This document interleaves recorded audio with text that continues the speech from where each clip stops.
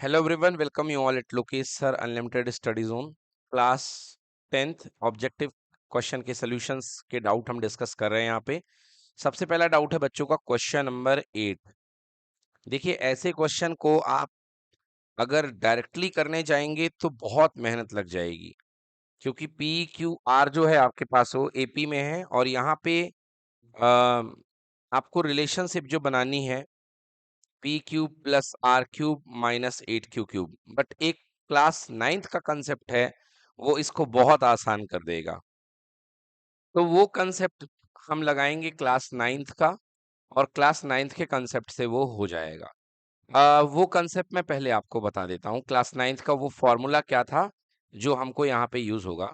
वो फॉर्मूला था class 9th का कि X cube plus Y cube plus Z cube equal to 3xyz। ये था X cube plus Y cube plus Z cube equal to 3xyz। और बेटा ये कब लगता था? ये तब लगता था जब x plus Y plus Z equal to क्या हो जाता था? 0। हाँ, तब ये लगा करता था। ठीक है ना? इसी को आपने इस तरीके से भी पढ़ा होगा कि a cube plus B cube plus C cube equal to क्या होता है? 3abc। Yes, when when a plus B plus C equal to कितना? 0। Yes, right. तो अभी तो यहाँ पे क्वेश्चन पी क्यू आर में है, आइए देखते हैं। तो बच्चों यहाँ पे आपके पास में कह रहा है if P Q R in AP. So पहली चीज तो ये है कि given P comma Q comma R in AP. तो अगर पी क्यू आर एपी में है तो रूल होता है Q minus P equal to R minus Q. अगला माइनस पिछला इक्वल टू अगला माइनस पिछला, common difference R minus Q. इस क्यू को यहां लेके आइए, तो Q plus Q equal to R plus P. Okay, Q plus Q हो गया 2Q, और R प्लस पी को मैं लिख सकता हूं P प्लस आर। और अगर मैं P plus R minus 2Q equal to क्या कर दूं? 0। मतलब मेरे पास एक चीज बन चुकी है कि P plus R minus 2Q equal to 0। इसको थोड़ा इस तरीके से हम देखते हैं, P प्लस आर प्लस का माइनस 2Q इक्वल टू 0। तो ये देखिए क्या स्ट्रक्चर बन रही है, a plus B plus C equal to 0 की। हाँ, बन रही है। मतलब यहाँ पर P जो है a की जगह बैठा हुआ है, a plus B plus C equal to 0। अब आप जानते हैं कि whenever a plus B plus C equal to 0 होता है तो p क्यूब मतलब क्या है भाई साहब? ये a क्यूब है, क्योंकि जो p क्यूब है वो a का क्यूब है, r क्यूब है वो b का क्यूब है, और प्लस माइनस 8Q क्यूब जो बन रहा है वो क्या है? माइनस 2Q का होल क्यूब। बोलिए हाँ या ना? नहीं है क्या? A cube plus B cube plus C cube की आइडेंटिटी लग रही है यहाँ पर। तो आप जानते हैं कि a cube plus B cube plus C cube जो होता है वो होता है 3abc। तो 3 a की जगह p है, b की जगह r है, और c की जगह कितना है? Minus 2Q। तो आंसर क्या बनेगा? 3 2 माइनस 6 p q r। तो करेक्ट आंसर होगा -6 p q r। क्लियर हो गया? देखो बच्चों, ये तो हो गया बाई रूल। दूसरा, क्योंकि अब आप लोग के सामने एक और ऑप्शन खुला हुआ है जिसे आप अपना दिमाग लगा करके चालाकी करके कर सकते हैं। कैसे? अब आपको बोला गया है P P Q are AP में है, तो अपने मन से कोई 3 नंबर ले लो जो एपी में है। मान लेता हूं मैं 2 4 6, ये मैंने नंबर ले लिया, ये एपी में ले लिया, राइट। अब 2 4 6 मैंने एपी में ले लिया है पी क्यू आर, तो ये हमसे कह रहे हैं P cube plus R cube minus 8Q cube. यार क्यूब में जाना है तो नंबर 2 4 6 ना लेकर के 1 2 3 ले लो, क्योंकि 6 का क्यूब 216 करेंगे तो हमारी जिंदगी फंस जाएगी। तो मैंने नंबर ले लिया 1 2 3, छोटे छोटे नंबर ले लो, दिक्कत बनेगी नहीं तो, है ना। तो 1 2 3 किस में है? एपी में है। और हमसे क्या निकलवाना चाहते हैं? P cube plus R cube minus 8Q का क्यूब, 8Q का क्यूब। चलो, पी क्यूब, पी की जगह बेटा 1 खेल रहा है तो 1 का क्यूब, आर की जगह बेटा गलत लिख दिया मैंने क्या, P cube plus Q cube R cube, हाँ सही लिखा है। तो आर की जगह बेटा 3 खेल रहा है तो 3 का क्यूब -8 इंटू 2 का क्यूब। चलो भाई साहब 1 का क्यूब 1, 3 का क्यूब 9 और 8 इंटू भाई साहब 8 64 27, सॉरी बेटा, है ना। तो यहाँ पे 27 प्लस 1 कितना आ गया 28 और माइनस का 64, 28 माइनस 64 बताओ कितना होता है, ठीक है। हाँ -36, -36 वैल्यू आ गई। चार ऑप्शन में देखो कि -36 कौन सा दे रहा है। तो पहला ऑप्शन देखते हैं, माइनस लगाया ना मैंने, -36। तो पहला ऑप्शन देखते हैं कि क्या 4p_QR -36 देगा कि नहीं देगा। तो 4p_QR वैल्यू रखते जाओ, 4 p की जगह 1, q की जगह 2 और r की जगह 3। तो 4 1 जा 4, 4 2 जा 8, 8 3 जा 24, नहीं दे रहा, मतलब ये पहला ऑप्शन नहीं है। अगला -6 p_QR, वैसे तो समझ में आ चुका है कि एक ही आंसर में माइनस आ रहा, मतलब यही होगा। तो -6 p_QR फिर भी चेक कर लेते हैं। तो -6 p की जगह 1, q की जगह 2 और r की जगह 3, 3 2 जा 6 एंड 6, आंसर कितना आ गया -36। तो बेटा इस तरीके से ऑप्शन का यूज करके चालाकी करने को बोलते हैं निगेटिव अप्रोच। क्या बोलते हैं, नेगेटिव अप्रोच या नेगेटिव मेथड भी बोल सकते हो। तो आप नेगेटिव अप्रोच का यूज करके, चालाकी का यूज करके, भले आपको कोई फॉर्मूला नहीं आ रहा है, अब देखो यहाँ तक आपको ये फॉर्मूला सब भूल गया था 9th क्लास का, बट आपने चालाकी करी, अपने 3 नंबर मान लिए 1 2 3, आपको ऐसे करने पड़ेंगे। और आगे की पढ़ाई में आपको यही चालाकी करनी है, खासकर क्योंकि आगे की पढ़ाई ऑब्जेक्टिव होने वाली है। तो ऑब्जेक्टिव में आपको मेथड से मतलब नहीं होता है, आंसर से मतलब होता है। तो चालाकी दिखाइए, आंसर लाइए। देखिए बच्चों, क्वेश्चन नंबर 12 की थोड़ी सी बात कर लेते हैं। क्वेश्चन नंबर 12 में क्या कह रहा है, the n-1th term of AP is given by. तो आपको यहाँ पे n-1th टर्म तो निकालना है। तो सबसे पहले कॉमन डिफरेंस यहाँ पे 5 निकल रहा है। तो याद रखिएगा कि कभी भी एपी का nth टर्म निकलता है तो जो n के साइड में होता है वो कॉमन डिफरेंस होता है। तो चारों ऑप्शन यहाँ पे मुकाबला यहाँ पे टाई हो गया है, क्योंकि चारों ऑप्शन में n है, 5 बैठा हुआ है। बट यदि मान लीजिए चार ऑप्शन ऐसे होते कि किसी में 5 होता, किसी में 6 होता, किसी में 7 होता, किसी में 8 होता, तो आंसर आपका कौन सा वाला होता, जिसमें 5 होता। मतलब जो कॉमन डिफरेंस होता है ना, वो n के साथ में ही आता है। अब फिलहाल यदि आपको ये निकालना है तो उसको मैं सॉल्व कर देता हूँ, काफी जल्दी सॉल्व हो जाएगा ये। देखिए आपको कौन सा टर्म निकालना है, n-1th term. So all you no कि an इक्वल टू होता है a plus n-1 into d। But अभी आपको an नहीं चाहिए है, अभी आपको चाहिए है a n-1। मतलब जहां जहां आपके पास में n है वहां वहां आपको n-1 पुट करना है। a प्लस, अब n नहीं रखेंगे, n-1 रखेंगे n की जगह, और एक -1 इंटू कितना d। बताइए इस सीरीज में a की वैल्यू कितनी है 7 प्लस n-2 और d की वैल्यू कितनी है बेटा 5। सॉल्व कर लीजिए, 7 प्लस ये हो जाएगा 5n-10। सो ये कितना हो गया 5n-3।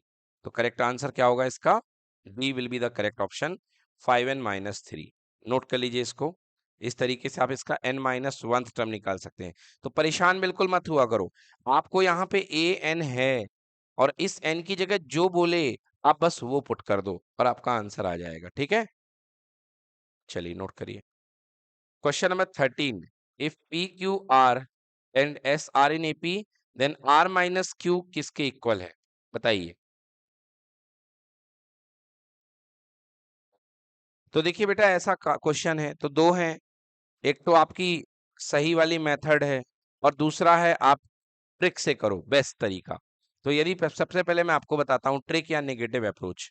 तो ट्रिक से देखिए, भाई आपको कह रहा है कि 4 नंबर एपी में है, कौन है, पी क्यू आर एस। तो अपने मर्जी से 4 नंबर मान लीजिए, 2 4 6 और 8। बताइए एपी में है कि नहीं है?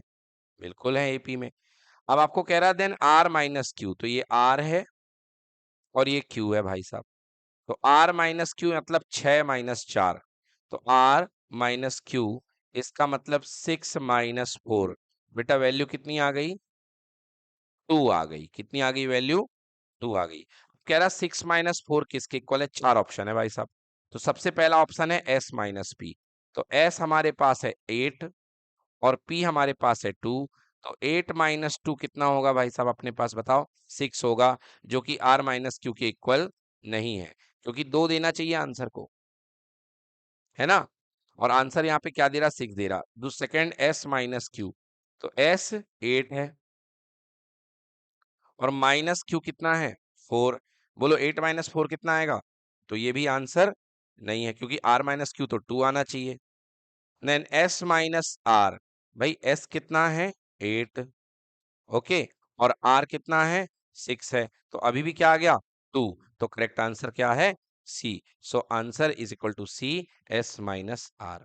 क्लियर है। और वैसे हमने कुछ ज्यादा ही इस क्वेश्चन को सीरियस ले लिया। ये क्वेश्चन इतना सीरियस था नहीं। पी क्यू आर एस अगर एपी में है तो कॉमन डिफरेंस सबका इक्वल होगा, अगला माइनस पिछला, Q minus P equal to R minus Q equal to S minus are.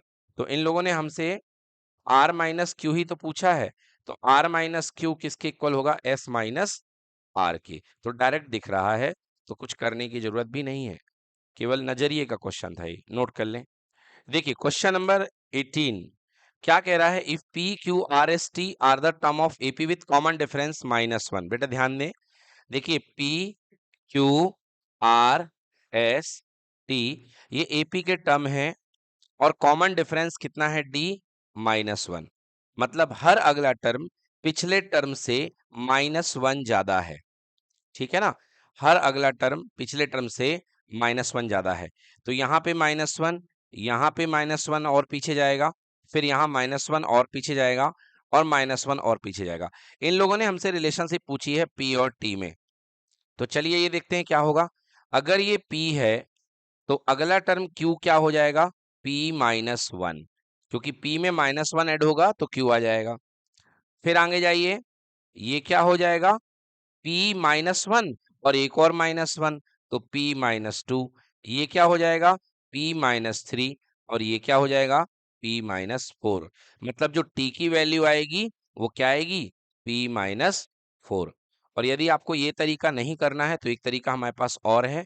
T कौन सा टर्म है? पांचवा टर्म, 1 2 3 4 5, यानी A5 फिफ्थ टर्म की वैल्यू हमें T दी गई है। A5 होता है A+4D equal to T। A की वैल्यू है P, फर्स्ट टर्म P है, +4, D की वैल्यू कितनी? -1 equal to T। So T equal to P-4। तो इस तरीके से आपका आंसर B हो जाएगा। That is correct, B, P-4। Done. बच्चों देखिए क्वेश्चन नंबर 19 में मैं आपको एक बात बताना चाहता हूं। क्वेश्चन नंबर 19 में आपको एस एन दिया गया है 3n² + 5n, और मैंने आपसे पूछा है कॉमन डिफरेंस क्या होगा। और मैंने पहले भी आपको ट्रिक बताई थी बेटा कि कॉमन डिफरेंस जानने की ट्रिक है किसमें? एस एन में। ए एन की बात नहीं कर रहा हूं। अगर ए एन में है तो डायरेक्ट एन का मल्टीप्लाई लिखो, तो ए एन अगर होता तो 5 होता आंसर, बट ये एस एन दिया गया है, तो इसमें n² का मल्टीप्लाई 3 है और उसका जस्ट डबल कर दो। तो 3 × 2 कितना होगा? 6। तो यहां पर जो कॉमन डिफरेंस बनेगा वो 6 बनेगा इस क्वेश्चन में, ठीक है ना। तो आप डायरेक्टली इसको देख करके कॉमन डिफरेंस का पता लगा सकते हैं, ये छोटी सी ट्रिक याद रखिए। तो यदि इस क्वेश्चन को देखा तो n² का मल्टीपल में क्या है? 3 है, और कॉमन डिफरेंस क्या है? 6 हो गया। अब चलिए मैं इसका आंसर निकाल देता हूं। इन लोगों ने हमसे पूछा है कि इसका कौन सा टर्म 164 है, तो हमें ए की जरूरत तो चाहनी पड़ेगी। तो ए, ऑल यू नो जो S1 होता है वो ए के इक्वल होता है, फर्स्ट टर्म। तो S1 के लिए यहाँ पे 1 रख दो, तो 3 × 1 का स्क्वायर 3 और 5 × 1 हो गया 5। मतलब पहला टर्म क्या है? 8। और कॉमन डिफरेंस हमने चालाकी से पता कर लिया, कितना है? 6। बोलिए यस की नो। अब आपको पता करना है कि 164 कौन सा टर्म है। तो यू कंसीडर कि nth term equal to 164 means an equal to a + n - 1 into D equal to 164। तो ए एन की वैल्यू, यहाँ पे ए की वैल्यू 8 प्लस n-1 इंटू 6 इक्वल टू 164। चलो सॉल्व कर दो। 8 plus 6n minus 6 equal to 164। तो 6n और प्लस 2 इक्वल टू 164। तो 6n equal to 164 minus 2, 6n equal to 162, n equal to 162 divide by 6। तो 162 में 6 का डिवाइड करिए, 6 2 जा 12, 4 2 और 6 7 जा 42। बोलिए आंसर कितना आ गया? 27। ठीक है, तो यहाँ पे मैंने आपकी क्या मदद करी? 6 निकालने की मदद करी कि डायरेक्टली इसका डबल जो होगा 6 हो जाएगा। अब हो सकता है आपको ऑब्जेक्टिव में आ जाए तो आपको सॉल्व करने का बिल्कुल कोई टेंशन नहीं है। डायरेक्टली एन स्क्वायर के मल्टीप्लाई को डबल कर दो तो आपको डी मिल जाएगा, कॉमन डिफरेंस। ठीक है, अदरवाइज आपको क्या करना पड़ेगा? जैसे अभी आपने S1 निकाला, फिर आपको S2 निकालना पड़ेगा, फिर S2 निकालने के बाद A2 निकालना पड़ेगा। A2 equal to S2 minus S1, उससे A2 आएगा, वो 14 आएगा आपका, और फिर दोनों को माइनस करके आपका D6 आएगा। तो ऑब्जेक्टिव में आपको ऐसे कर सकते हो। 9 - 6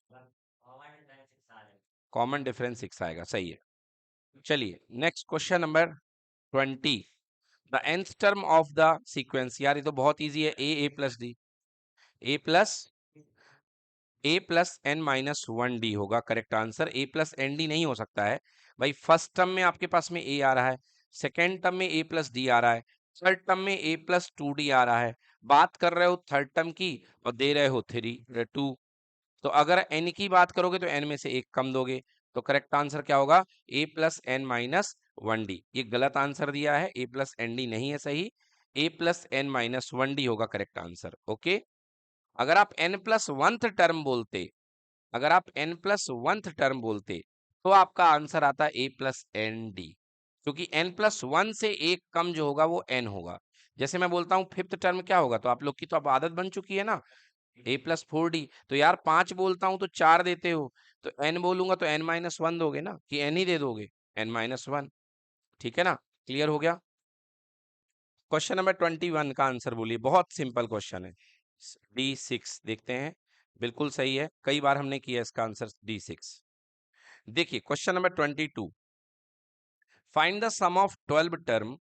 मतलब भाई साहब n की वैल्यू दे दी इन लोगों ने पहले 12, whose the nth term is given by 3n plus 4। लो, अब आपको फर्स्ट टर्म निकालना है तो n की जगह 1 डाल दो। तो a1 कहते हैं जिसी को a बोलते हैं, इक्वल टू 3 इंटू 1 प्लस 4। 3 1 जा 3 प्लस 4, बोलो कितना हो गया? 7। तो अपने पास फर्स्ट टर्म a भी आ गया 7। ओके, n भी पता चल गया। और कितने टर्म्स तक का सम चाहिए? 12 टर्म तक का सम चाहिए। अच्छा, कॉमन डिफरेंस तो देखते ही पता चल रहा, बोलो l का मल्टीपल कौन है? 3। और निकालना तो निकाल सकते हो, वैसे लिख दिया मैंने, कॉमन डिफरेंस इक्वल टू 3। अब आपके पास दो फॉर्मूले हैं, या तो a प्लस एल वाला फॉर्मूला लगा लो।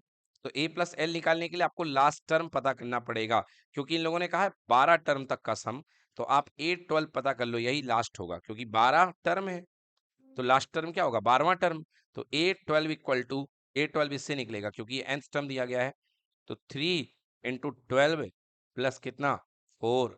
तो 3 12 जा 36 प्लस 4, आंसर कितना आ गया? ये भी आंसर नहीं आया, बीच की वैल्यू आ गई 40। चलिए अब आपको निकालना है S12। So all you know the formula, Sn equal to n by 2 a plus L. L को ही अपन nth टर्म बोल देते हैं, a प्लस ए एन। तो S12 equal to 12 by 2। What is first term? First term है आपके पास में 7, और लास्ट टर्म क्या है? 40। तो लियो भाई, ये कट दो इसको 6 बार, और 6 इंटू 47। चलिए 6 7 जा 42। Okay, 4 carry, 6 4 24, 4 28, 282। So correct answer is 282। हमने कुछ गलती करी क्या? 6 7 जा 42, सही है ना एकदम? 40 प्लस 7, हाँ गलत आंसर दिया है इसमें। तो करेक्ट आंसर क्या होगा? 6 7 जा 42, कैरी आ गई 4, और 6 4 24 प्लस, हाँ। So 282 is the correct answer. C is the correct answer. जिनका सी आया है बिल्कुल सही, वेरी गुड बेटा, बिल्कुल सही। Correct answer is C. चलिए डिस्कस करते हैं, एक डाउट है question number 16। For an AP the sum of first 30 term is -1155। मतलब जो जानकारी हमारे पास दी गई है पहले हम उसको लिख लें। So we have given S30 equal to -1155। The common difference is -3। Okay, D की value, the common difference is -3। ठीक है, डी की वैल्यू -3 है and the 13th term is -82। बहुत बड़ी मदद कर दी इन लोगों ने। 13 टर्म जो है वो -82 है। So what is the first term? इन लोगों ने हमसे फर्स्ट टर्म पूछा है। बच्चों 13 टर्म अगर -82 है तो इसे हम क्या लिखेंगे? a plus 12d equals to -82, क्योंकि 13 की वैल्यू a प्लस 12d होगा। तो a plus 12d equal to -82। बेटा a की वैल्यू पता नहीं है बट हमें d की वैल्यू तो पता है। तो d की वैल्यू कितनी दे रखी है इन्होंने? -3 equals to -82। So a -36 equals to -82। a equal to -82 plus 36। तो 82 36 को माइनस कर दो, 12 में से 6 जाएंगे, 12 माइनस 6 6, ये बन जाएगा 7। 7 माइनस 3 इक्वल टू 4। ओके, तो a इक्वल टू -46। तो एक बार फिर से क्वेश्चन पढ़ लूं मैं। Sum of first 30th term is, भाई ये तो तुम्हारी तो इसकी यूज ही नहीं हुआ यहाँ पे, फालतू। कॉमन डिफरेंस -3 लिया एंड द 13 टर्म इज -82, और 13 टर्म -82 लेकर के हमारा फर्स्ट टर्म जो है इतना आ गया। तो करेक्ट आंसर इसका कितना होगा? -46।